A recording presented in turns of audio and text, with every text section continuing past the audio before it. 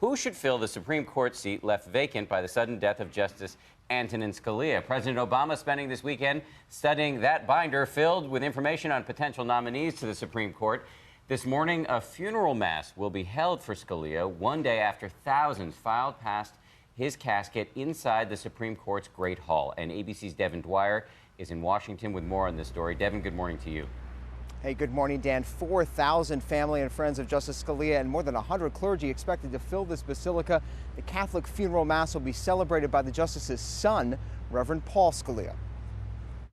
This morning, the final farewell to a towering American jurist and father of 9. May he rest in peace.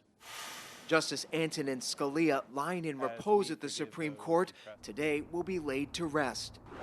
Sidewalk memorials to the justice, who famously slammed a majority opinion as pure applesauce, adorned with jars alongside the flowers and candles. President and Mrs. Obama were among the thousands who've come to pay respects. Have a good weekend. Armed with a binder of research on possible Supreme Court replacements, the president today is preparing for a nomination battle. The president will be dedicating a significant portion of his weekend digging into that information. Likely on the list, Judges Sri Srinivasan and Patty Millett, Merrick Garland, and Jane Kelly, all appointed to the federal bench with Republican support. The Senate does have a right to have a say in who and what the philosophy of the nominee is, but they only get to dispose. The president proposes.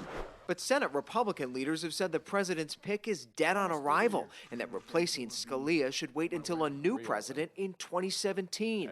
Writing in the Washington Post, the American people, rather than a lame duck president, should be afforded the opportunity to replace Justice Scalia. And among the attendees, Vice President Joe Biden will represent the Obama administration. Justice Clarence Thomas will deliver a scriptural reading, and there will be at least one presidential candidate in the crowd. Ted Cruz of Texas says he'll attend today. Dan and Paula. All right, Devin, thank you.